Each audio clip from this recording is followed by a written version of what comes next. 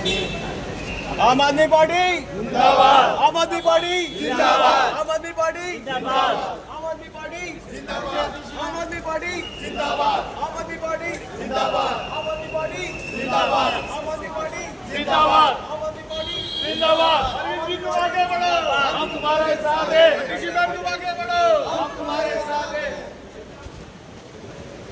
Madam आपका visit के बारे में बताइए।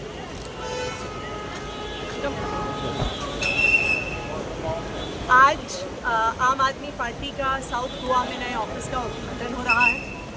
आम आदमी पार्टी के गोवा में 2 MLAs हैं जिन्होंने अपने अपने इलाके में बहुत अच्छा काम किया है और अब गोवा के लोग आम आदमी पार्टी को और बढ़ते हुए देखना चाहते हैं और इसीलिए एक नए ऑफिस की शुरुआत हो रही है।